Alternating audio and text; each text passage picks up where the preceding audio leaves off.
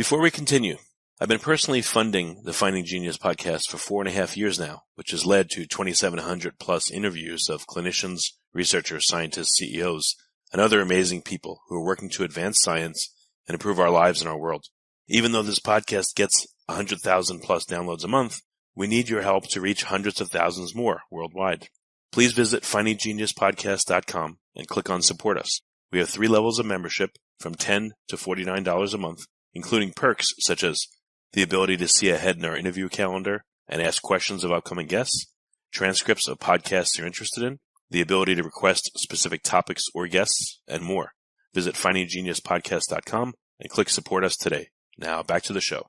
Before we get started, I have a quick favor. I've been self-funding the Finding Genius podcast for 5 years now. I've done over 3,000 episodes. And as you can see on YouTube, we're up over 1 million views on the channel, which is fantastic. The next thing I really want to push on is to get up to 10,000 subscribers, because once we do, we'll be able to put a donate button and we'll be able to solicit donations to help keep the podcast running and to also get the Finding Genius Foundation moving along. We have a big project studying anxiety, depression, and PTSD, and working on a product to help people overcome these problems, because I've seen them explode recently after the last 2 years of the whole virus situation. So if you would, please subscribe to the podcast. That would help us tremendously. Give us a thumbs up and check in the description for Buy Me a Coffee. It's about $5. If you could buy me a coffee, I'd really appreciate it. It would help keep the channel going, and I love coffee. Thank you. Forget frequently asked questions, common sense, common knowledge, or Google. How about advice from a real genius? 95% of people in any profession are good enough to be qualified and licensed. 5% go above and beyond. They become very good at what they do, but only 0.1% are real geniuses. Richard Jacobs has made it his life's mission to find them for you. He hunts down and interviews geniuses in every field: sleep science, cancer, stem cells, ketogenic diets, and more. Here come the geniuses. This is the Finding Genius Podcast with Richard Jacobs. Hello, this is Richard Jacobs with the Finding Genius Podcast and the Good Question Podcast. I've got an excellent guest, Dr. Andrew Snelling. He's a geologist and author of Earth's Catastrophic Past, Geology, Creation, and the Flood. I saw him on a YouTube video series called Is Genesis History? Listened to a bunch of his lectures on radiocarbon dating and some of the geological work he's doing, talking about the dynamics of Noah's flood, etc. So I think it's going to be a really great call. Welcome, Andrew, and thank you for coming. Glad to be with you, Richard. Yeah, if you would, tell me a bit about your background. How did you, get into geology, and were you always a person of faith, or did that come as you were a geologist, came later on? Well, I was born and raised in Sydney, Australia. You can tell from my accent. And I was raised in a Christian home and regularly went to church. But when I was 8 years of age, I went on a vacation camp, and that camp, I made my own decision to be a Christian and saw the changes that resulted. A year later, the family, we went on a vacation from Sydney down to the southern state of Tasmania, off the coast, southeastern tip of Australia, and we visited a mining area. And I got to see all the shiny rocks and crystals, and I started to collect them. And I was in the 4th grade of school. You know what it's like in show and tell. As soon as you start knowing more about something than all your peers, you get more and more interested. So by the time I got to high school, I was passionate about geology and was convinced I was going to become a geologist. But of course, I had to struggle with these issues because, I had the Bible teaching at church, and yet it seemed to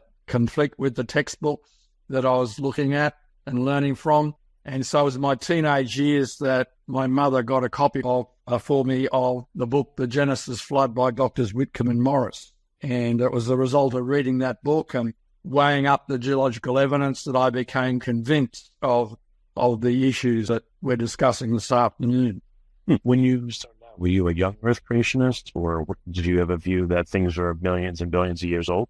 Well, the church that I went to grew up with a Schofield Bible and put the gap, the Mears and the gap, and I quickly realized that was untenable, and so I moved to being a young Earth creationist. So by the time I got to university, I was thoroughly convinced as a young Earth creationist. Okay, and a lot of your lectures talk about radiocarbon dating. When did that become an important part of your research? Well, it was actually during the 1990s. I began work in full-time creation ministry with Ken Ham back 40 years ago, almost, the end of 1983 in Australia. And as a consequence, I started looking at the issues and radiocarbon would come up. And so I thought about it. And in the 1990s, when I was on various field trips or speaking engagements and traveling around, I decided to collect some samples of fossilized wood and send them off for radiocarbon dating without telling the labs where the samples came from. And so, for example, I had a fossil tree stumps from coal beds north of Sydney, Newcastle area, famous for its coal mines, and it's supposed to be Permian, 250 million years old, and yet it had radiocarbon in it. There's only thousands of years worth of radiocarbon. I found fossil wood from a milestone in England that it was supposed to be 189 million years old based on the index fossils in it, the fossils in it, and it also had radiocarbon in it. So I had done a number of these sorts of studies in the mid-90s before I got involved in the Radioisotopes and Age of the Earth project, RATE project, the acronym for it, that was started by the Institute for Creation Research in 1997. And it was in that project that I encouraged Dr. John Baumgartner, who was looking for some experimental work to do, because I was involved in other areas of experimental work in the RATE project, but I supported John Baumgartner in doing some radiocarbon work during the RATE project. Okay. What were some of the issues that you started to see in regards to, radiocarbon dating and other dating methods? It seems like there's a huge gap. We have C14, which I believe the half-life is like for 5,700 years. And then there's a uranium isotope that's like billions of years, but there seems to be an enormous gap. There seems to be nothing that's been, let's say, 50,000 or 100,000 years for this half-life. So what are some of the dynamics of the problems you've seen with dating methods? Well, all the methods are based on assumptions. There are a few methods that are sort of bridge the gap a little bit into hundreds of thousands of years. They often use things like thermoluminescence or optically stimulated luminescence, but they all have their assumptions. It's based on exposure of the rocks to the sunlight, and that affects some of the minerals like quartz, and then they get buried and they lose some of that effect from the sunlight. And so you can compare surface to depth, and but there's always assumptions that the rate of decay has always remained constant. You know the initial conditions, and there's been no contamination. And all the dating methods, you have to make assumptions. Even some of the processes that we point to that indicate a young Earth, these also, we have to make assumptions about the starting conditions, and the rate process, the process being the same as today in the past. Well, clearly, because I believe in the Genesis flood, and geological processes were catastrophic during the flood, and that wouldn't be just sedimentation, it would be other processes as well. And as we found out during the RATE project, we had evidence that radioactive decay could well have been accelerated during the flood for a number of reasons. And so, this disparity that we see is based on the assumptions about present rates of decay extrapolated back in time. We found in the RATE project, by the way, that the longer the half-life, the greater the acceleration, and also the greater the atomic weight of the parent atom, the greater decay rate. In other words, the slower the decay rate. And so uranium is a very large atom, and it decays, therefore, at a very slow rate. Radiocarbon is a very tiny atom. It has a very short half-life today, whereas uranium has a very long half-life today. So radiocarbon wouldn't have been affected by accelerated nuclear decay during the flood. And radiocarbon, of course, isn't intrinsic to the Earth, except we should show that there is some in diamonds which are intrinsic to the inside of the Earth. But radiocarbon forms as a consequence of cosmic radiation in the upper atmosphere that circulates then down. The radiocarbon then circulates down into the biosphere, is incorporated in animals that have then, when they die, is incorporated into the fossilized material. So, good question here. I heard that at the poles, the cosmic radiation that penetrates, I guess, is what, up to 4 times as much as, let's say, at the equator. So I know we could assume mixing, I guess, due to winds and other material, but it doesn't all happen. I mean, the prevalence of radiocarbon doesn't occur uniformly across Earth, I understand. Is that right? No, that's right. In fact, there is a latitudinal difference, and that's well documented in the secular literature, but it's not a huge variation overall that makes for major corrections in the conventional way of radiocarbon dating. But how much of a difference is it? And another question that comes to mind is, in the decay curve of, let's say, carbon-14, where is it going to be most accurate? Within about the time that it's the first half-life, or, if you're 5-6 half-lives in, does the curve get a lot less accurate, or does it maintain its accuracy throughout the whole curve? Well, first of all, the variation is only within 5 to 10% between equator and the pole. And so that can be built into the calculation of the radiocarbon dates from the measurements that are taken. But no, the issue is that with the latest technology, accelerator mass spectrometry, you can virtually count radiocarbon atoms. It's very accurate. And so theoretically, you should be able to calculate radiocarbon dates back to 95,000 years. But practically, they found that there was a upper limit of about 70,000 years, which puzzled the conventional scientific community. And it's documented in the literature. They decided, therefore, to test. They want to know whether there was contamination in the laboratory, so they went and tested fossil material that they believe should be radiocarbon dead. In other words, everyone knows that after 1 million years, if all the Earth was radiocarbon, there'd be none left. And so anything older than 1 million years should have no radiocarbon in it, period.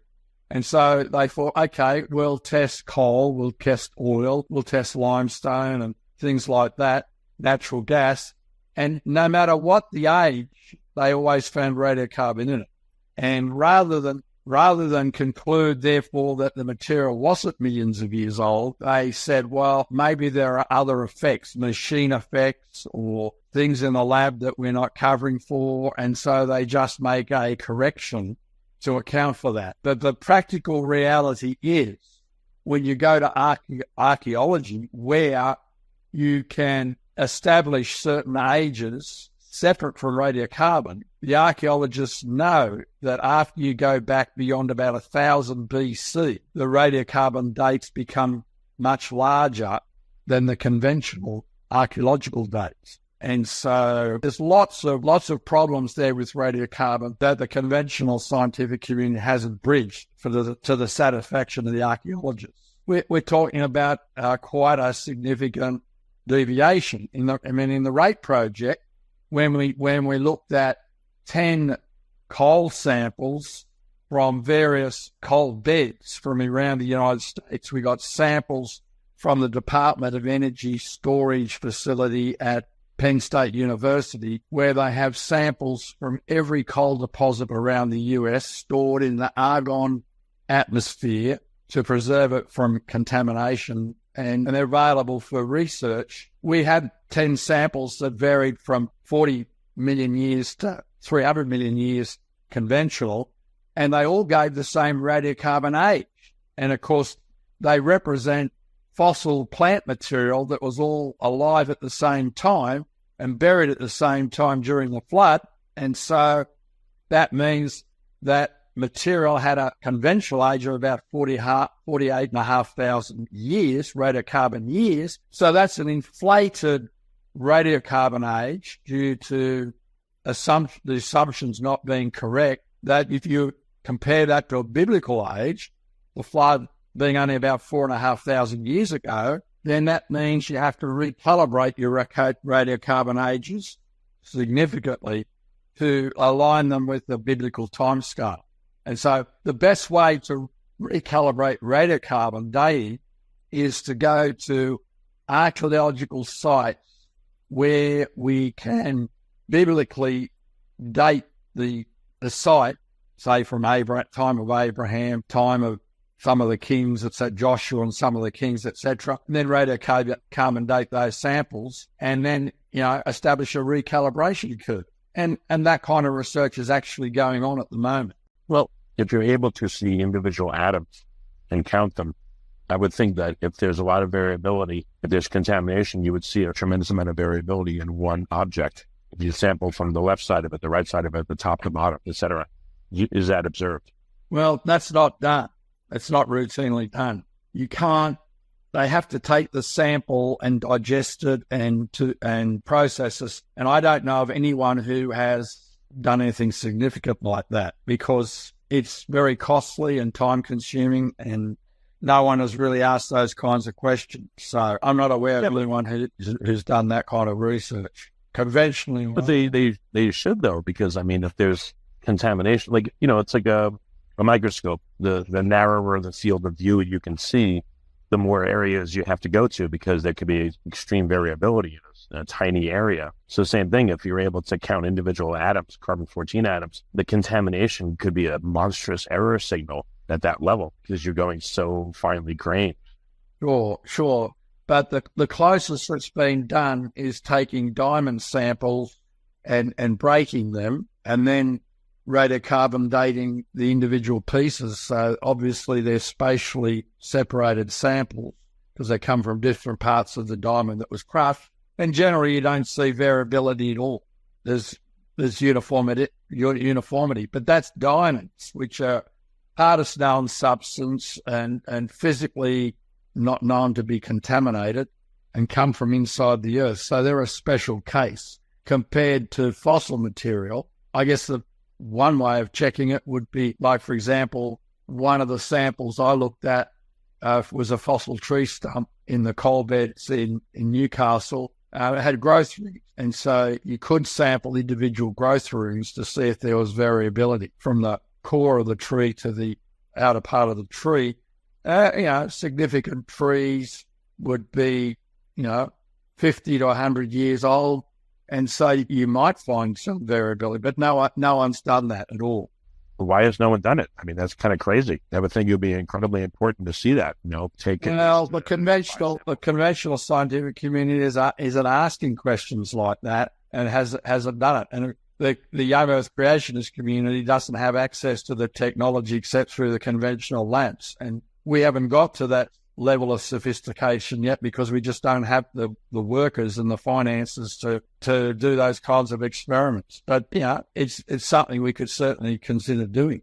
Well, how much do you estimate it would cost to take, some sample 5 sites in it, at various points in the sample? You've got to get the right sample to start with. We have to be large enough and so you have to do micro subsamples of that material and send them to the lab.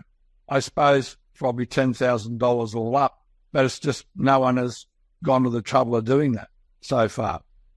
Got it. And also, the other issue is that since we did the work with the RATE project, most radiocarbon laboratories are aware of who are creationists, and we commonly find, for example, we've tried to do more diamond sampling, and radiocarbon labs here and there don't want to know about doing work for us because we're creationists.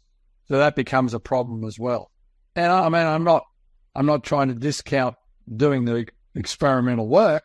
I'm just saying you've also got to find labs that are willing to do it for you. And you mean labs refuse? They're like, no, we know who you are. We're not doing it. Yeah, they don't put it quite as bluntly, although some have. But yes, that happens. That's crazy. No, it's the way things are. There are 1 or 2 commercial radiocarbon labs that might do it if they're correctly approached. But yes, it's very difficult. Well, you said up until, I believe, 1000 BC that you thought maybe the dates, the speeds of decay were different. Why would that be, and what would have caused that, and how different? Well, because we know from real-time measurements of the Earth's magnetic field, the magnetic field was stronger in the past, and it's been determined that it has a half-life in its strength and energy of about 1,400 years. So the stronger the magnetic field, the less cosmic ray influx is coming in to produce radiocarbon. So that's going to affect your radiocarbon production in the upper atmosphere. And so that would cause you the problems.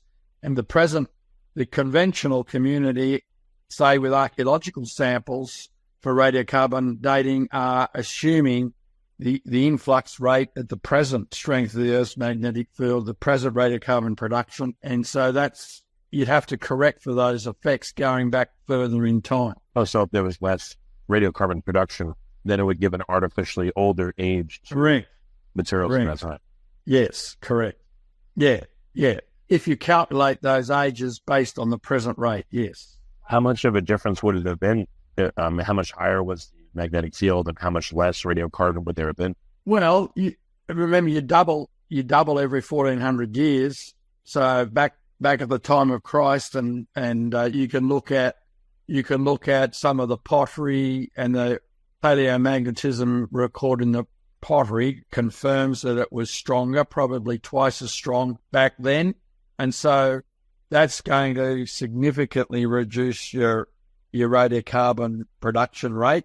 I haven't done all the sums, but by a factor of a quarter, a half, I guess. And so you're going to affect that the further back you go, and it's going to be significant as soon as you get past 400 BC to 1000 BC. I know got archaeological friends in Israel who are looking at this, and they find radiocarbon at the time of David, 1000 BC, does match the biblical ages. And yet, if you use dendrochronology in some of those wood samples, you find that the radiocarbon starts to diverge, in some instances as early as 400 BC, and that's in the conventional literature. So, and of course, dendrochronology has its own set of assumptions. You're assuming one growth ring per year, when if you have fluctuating seasons, I know a research scientist in Australia who's shown that you can get additional rings if you have, wet periods within the 1 year, then you're going to get multiple rings. And that's not always taken into account with dendrochronology. So there's a lot of factors, a lot of assumptions in all of these dating methods. There's a lot of digging into. I've seen a little bit of an example of what you're talking about. When I was living in New York one year, I think it was February or March, it was a crazy warm spell, and I saw bees and flowers came out for a couple of days. Yeah, that's right. Because we're trying to pollinate the flowers. I'm like, wow, this is very unusual. And so I could see with a tree, if there was a year where there was a sudden, let's say, warm spell in the middle or the end of winter, maybe a ring would start to be produced, and then maybe the winter reasserted itself, and then the ring, so for that year, you'd see like a very, very thin ring that would appear. And you've got to take into account the fact that from our modelling of the flood, our flood modelling, with warmer oceans at the end of the flood because of the hot volcanic waters that came out from the fountains of the Great Deep during the flood, that's what's going to generate large storms that you're going to produce a lot of rainfall in equatorial regions, and in more temperate regions you're going to get higher snowfalls, and so that leads to the post-flood ice age. And so you have evidence of giant lakes in the southwest, for example, and Sahara was fertile with vegetation. Israel, remember in the time of Abraham, Lot looked down on the cities of the plain in the Jordan Valley, and it was well watered, where today it is desert. Central Australia was well watered. And so there's been a lot of climate change, that word climate change, since the flood, which would therefore affect the growth of plants, etc., all the way till things started to calm down. 1000 BC, in the time of David, it wasn't as fertile, though he slew a lion and a bear. By the time of Jesus, it's desert. And so, it's very dry. So there's been lots of climate change that affects, growth rates of plants, magnetic field, etc., declining rates of volcanic activity since the flood, even slowing plate movements since the flood. And so, all these factors are issues that we've got to do a lot more homework on, a lot more research on, and they have implications for all these dating methods. Well, also, if you consider, or if one considers fossils, petrified wood, animals that have turned into fossils, I thought a lot of the process was the replacement of the organic tissue by other minerals, I guess per mineralization. So by definition, that's continuing, ongoing, persistent contamination, quote unquote. How could you date such a thing? with, let's say, radiocarbon dating? Oh, well, that's what you have to check. You have to check whether there's any carbon in it. And so qualified material has been permineralized with carbon. It's in place. And so you've got to be sure that, you know, your carbon is the original organic carbon. Otherwise, it could well be contamination. Right, but if the definition of a fossil is largely based by this process of mineralization or other processes such as that, I mean, the contamination isn't even considered contamination. It's a wholesale replacement of the material. So how could you at all date it? That doesn't always happen. So, for example, you've got the original shells of brachiopods that are preserved in limestone, plant material that's still got the organic tissue. It's not all permineralized. Fossilization is not just simply permineralization. That's where you get replacement of the original organic tissues. And that can happen with silica from hot volcanic waters permeating a cellular structure of the wood, and it silicifies it and becomes, you know, agate, as in the Petrified Forest National Park down in east of Flagstaff. So it's not always, these are the issues you have to check into. Permineralization doesn't always, all fossilization isn't permineralization. Okay. So some fossils are like that. Some are, I guess, more pristine, but is there a base level of contamination? Except in the case, let's say, of diamond that's underground for a long time. Is there a base level of contamination that you could say affects pretty much all fossils that would be picked up? No, I think it varies, and you have to be sure of what you're looking at. And that's why, you know, sectioning things and looking at them under the microscope sections, to check what the minerals are, whether you got the original organic tissue. So you really got to be careful. With fossil shells, it's not so bad because you can readily test them. They're the original material that was in them. You know, trilobite shells is a mineral chitin, and it's often preserved intact as chitin. And so, yeah, you just have to scrutinize what samples you are going to date by whatever method. Has anyone developed a contamination scale? You know, if you find something that you want to date and it's under these conditions, again, has anyone developed a contamination scale? No, I don't think so. I haven't seen that. Is that possible, or would it be useful? Let's say, you know, with your knowledge, would you develop, whether or not it's accepted, but, you know. I think you'd have to do some homework first before. It's possible, but you have to do your homework first to see whether you can visually detect it and then chemically detect, and then, you know, have a scale of quantity. So it's not an area that anyone has worked in. It's potentially possible.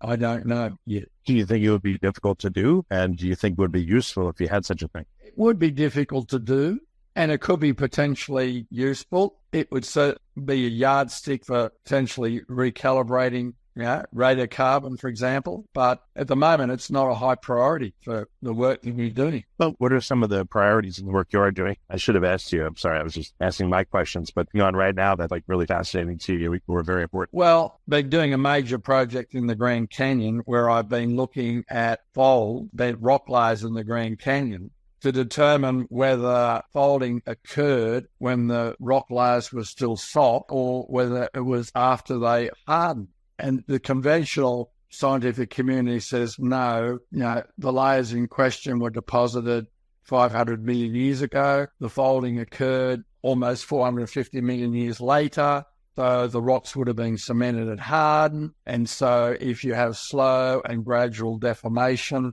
over millions of years under heat and pressure, the rock become plastic. And so, you know, that's what causes the smooth bending that we see. Whereas we would say, well, wait a minute, if it was soft, it would be more easily bent, posited early in the flood, bent at the end of the flood less than a year while it was still later, it was still wet. Seems to fit the issues better. So no one had actually looked under the microscope to say, well, do you see the effects of ductile processes, that is slow and gradual plastic processes under heat and pressure in the rock? And so that's what I set out to do, and that's what I've been doing. And the results are coming out now is that you can go to the textbooks and say, well, look at what effects would you see under the microscope, and do we see those effects in these samples from under the microscope? I took samples not just from the folds where they're bent, but also a distance away, and so well away from the folds.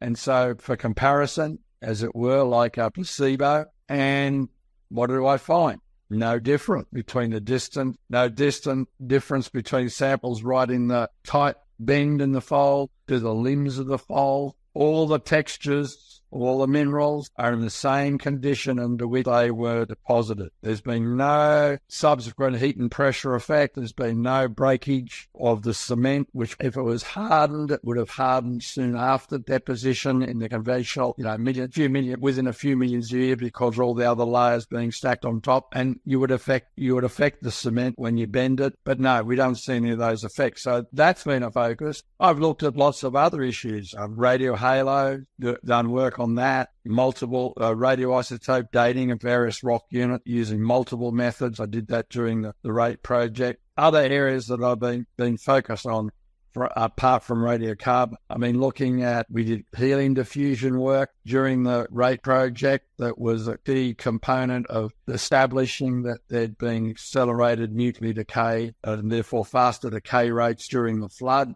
And so I'm looking at doing further work in that area, looking at other rock samples. We've got other rock samples. We're getting zircons from those, and we're trying to submit those for further helium diffusion experiments to verify the conclusions we came to during the rate project. And of course, all of this work requires time. It requires funds for experimental work, for field work. And so, that's occupied my time as well. When you were talking about these folds in the rock, I saw the new movie that, coming out right now, I guess, Mountains After the Flood by the Genesis history people. So I saw some of the folds that you were talking about. It's really weird. You see these rock that looks like sandwiches, the lines in them, again, look like they're folded, or they are folded. How did that occur? When you saw those features, what did you think? And how did these get here like this? Well, it's because the Colorado Plateau was lifted up, and it was differential movement at different parts of the plateau, because what happened is that there was fault lines in the brittle Precambrian crystalline rocks that go back before the flood that were reactivated at the end of the flood. And so it's like having two blocks of wood with layers of wet sand deposited on top of them. If you move one block higher than the other, then the sand layers are going to drape over and bend. That's conventionally been done to show that that's what happened. And so, for example, in the eastern Grand Canyon, there's a 3,000-foot elevation difference. You can go to Desert View Tower and look out to the northeast, and you can actually see north and northeast, and you can actually see where the edge of the plateau, the layers have actually been bent, and then they drop down 3,000 feet out to the area to the east. Then if you go into the canyon where the side canyons are cut through that what we call a monocline, the East High monocline, you actually see those folds like the Carbon Canyon fold that was highlighted in the movie. And then further west in the plateau, other blocks moved at different times, and you get monoclines there as well with more folds. So the Monument Fold is an example of that, is mentioned in that movie as well. And so I've done doing a series of technical papers to document this. The papers on the carbon, I did one on the Tapete sandstone, first of all, and then the Tapete sandstone is bent in the Carbon Canyon fold and in the Monument fold. And both of those technical papers have been published this year, and I'm working on subsequent folds right now. Well, I thought of a joke while you were talking, why you should never marry a seismologist, because they find faults and everything. Yeah, that's right, exactly. What did you notice about the the morphology of the fold? Were you able to sample in the crack of the fold versus on the outer parts? And, what differences did you see? You don't see anything, some joints. When the rock dries out, it actually contracts, and you get what I call joint. And so there's a lot of jointing in the folds. There are some fractures that go between layers, but there's been no major movements along those fractures, except when you go further west in the plateau, there is some active faults there still. Hurricane Fault goes up through St. George, Utah, and there was a 5.3 magnitude earthquake there over 20 years ago, which caused significant damage, and it was movement on that fault. And then I saw the effects of that in one of the other folds in the Grand Canyon. But nothing to the extent that you would predict based on the conventional view. Nothing major. And I've documented all that in these papers. Okay, so what do the faults then tell you? How do they revise your view of what happened? Well, they're consistent with the view of what happened because at the end of the flood, the Pacific Plate was going down under the margin of the Western North America. Everybody agrees conventionally that's what happened. It was going down. But the convention, they don't understand why it suddenly flattened. Instead of going down at an oblique angle, the plate started to flatten and go horizontally under Western North America. And because this lighter material, called the Farallon plate, was pushed down under Western North America like that, when it slowed down and relaxed, it actually, because it was lighter material, it actually was more buoyant. And so it pushed up Western North America, which pushed up the plateau, which pushed up the Colorado Plateau, which pushed up the Rockies, but also pushed up a lot of central North America, and had effects even over as far as the Ozarks because of that shoving horizontal movement. But from a biblical perspective, we're saying no, plate movement slowed down at the end of the flood. It decelerated, and it decelerated right to the present time where it slowed right down, that it was that deceleration that caused it to flatten out because it was meeting resistance. It didn't have the energy to keep going down at an oblique angle, so it flattened out. And that's what affected the Western North America. And so it doesn't really change my view at all. And so as it was pushing up the plateau, the stresses were different in different parts of the plateau due to the faults that were there from the Precambrian, the crystalline Precambrian basement rocks, the pre-flood rocks, and that affected the softer layers that have been deposited during the flood. And so they got bent where you had this differential movement along the fault. You know, I've seen in some of the videos that I guess the eruption of Mount St. Helens was a fantastic teaching tool and showing that it doesn't take millions of years for, things such as the Grand Canyon to form. In your research, is anyone referring back to or studying the formations, around Mount St. Helens and comparing that to Grand Canyon to further inform what you're doing there?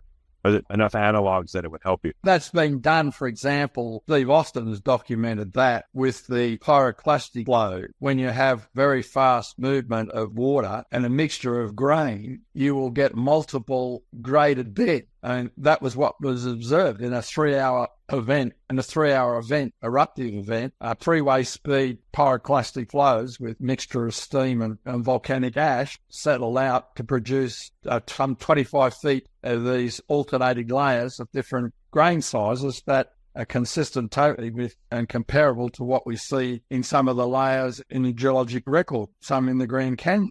And so, and then flume experiment, it'll show the same thing with mud rock. Mud rocks, if the water flow is fast, the mud particles flocculate to produce sand-sized particles that then settle at the rate and transport and settle at the rate at which sand particles settle. And we know that can be very, very rapid. There has work being done to compare what we saw at Mount St. Helens with what we see in layers in the Grand Canyon. Steve Austin has done a lot of that work, and he continues to do some of that work too. What are some important analogs that are observed between the two? And that's a general question. Yeah, well, the rapid formation of multiple layers that I just discussed, and then the carving of a 1/40th scale model of the version of the Grand Canyon in the North Fork of the Toutle River, in less than 24 hours. I mean, they're the two major analogs that people draw from Mount St. Helens. To go further, you have to, with different types of rock, you have to go to flume experiments and those sorts of things, and field observation in the present world of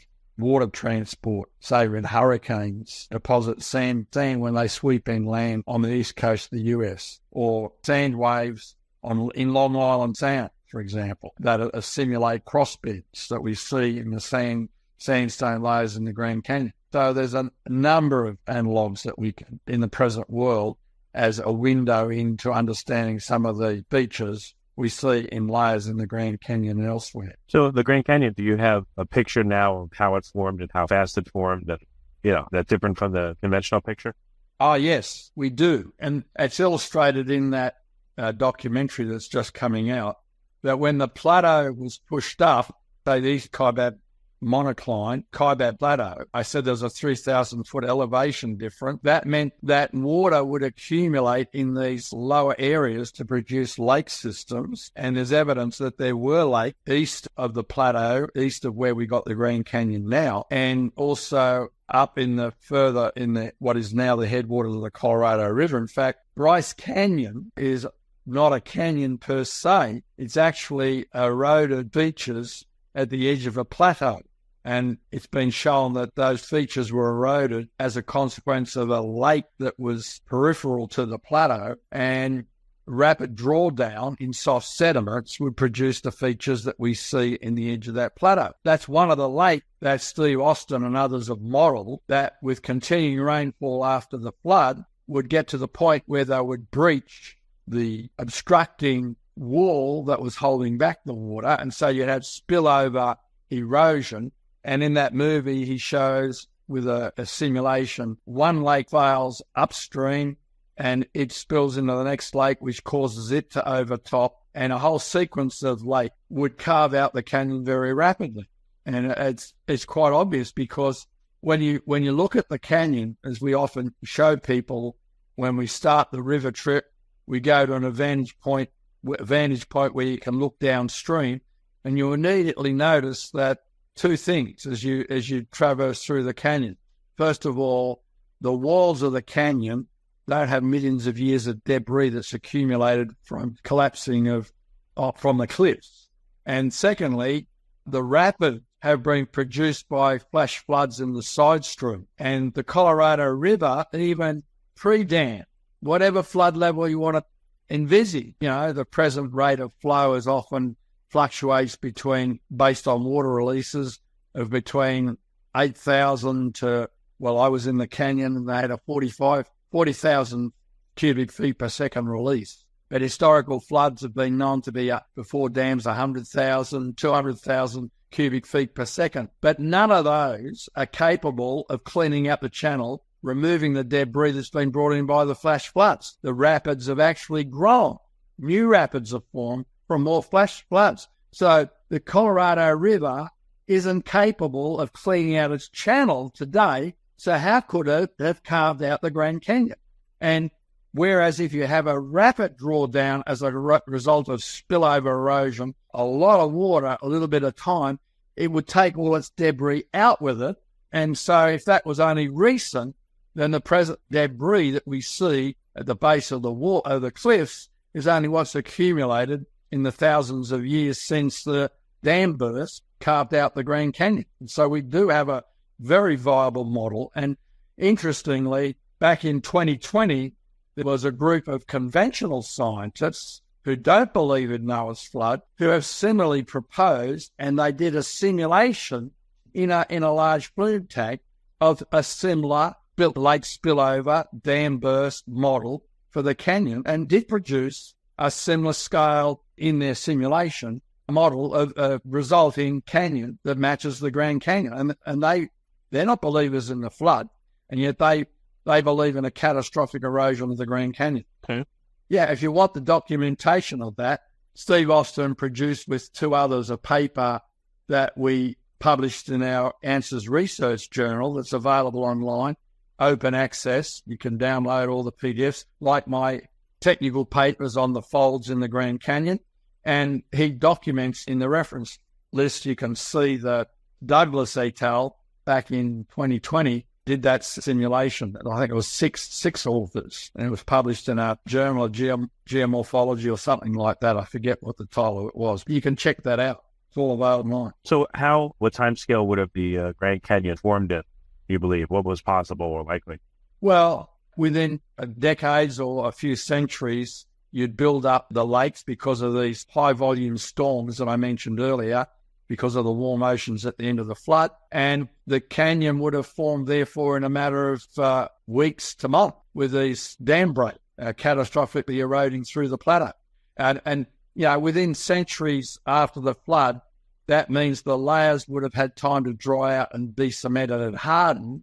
And so remember, I'll come back to them. So that's why the walls would have stood up. If the rock layers were still soft, there's some that say, oh no, and it was done as a consequence of the flood. No, the very fact that the cliff stood up meant that there had to be time for the layers to become cemented. And so that would be the drying out after the flood. And so an analogue, by the way, is the erosion of the channel scabland in the Pacific Northwest. J. Harlan Bretz, back in the 1910s, 1920s, proposed, and he was totally not opposed by the conventional community, but he proposed that an ice dam burst there was a glacial lake called Lake Missoula, and the ice and debris from the retreat of the glaciers had dammed up these waters, and a glacial outburst dam of breakage carved out the channel scablands in a matter of a day through solid basalt. And it wasn't until the 1950s, that he was actually recognised for his work, and the conventional scientific community came on board. So now, if you went into we got the Penrose Medal from the Geological Society of America for his work, pioneering work. And so there is an analogue that's recognised in the conventional community that if you have a lot of water and a little bit of time, it can cut through solid rock to produce large canyon. Amazing. Well, very good, Andrew. Where is the best place for people to start learning about the ideas you've been working with and to see some of your lectures? Where could they start from? Well, go to the Answers in Genesis website, and you'll see some of my lectures there, and my book, Earth's Catastrophic Past, which has been republished as Revisiting the Genesis Flood. They're available online. You can see where they are. My lectures are available online, my articles, and that will include all the articles that I did for the Answers Research Journal. You can scroll down on the AIG website to the Answers Research Journal, and you can search for papers there on the Grand Canyon, the carving of the Grand Canyon, Steve Austin, work on the Coconino Sandstone in the Grand Canyon by my colleague and friend John Whitmore at Cedarville University, showing that they were deposited during flood. The layers, the Tapeat Sandstone that I referred to earlier, that's been bent, the layer paper on it to show it was catastrophically formed during the flood. So there's a wealth of material that is available online, free of charge. Okay, excellent. Well, Andrew, thank you so much for coming on the podcast. I appreciate it. Thank you, Richard. All the best to you. If you like this podcast, please click the link in the description to subscribe and review us on iTunes. You've been listening to the Finding Genius podcast with Richard Jacobs. If you like what you hear, be sure to review and subscribe to the Finding Genius podcast on iTunes or wherever you listen to podcasts. And want to be smarter than everybody else? Become a premium member at findinggeniuspodcast.com. This podcast is for information only. No advice of any kind is being given. Any action you take or don't take as a result of listening is your sole responsibility. Consult professionals when advice is needed.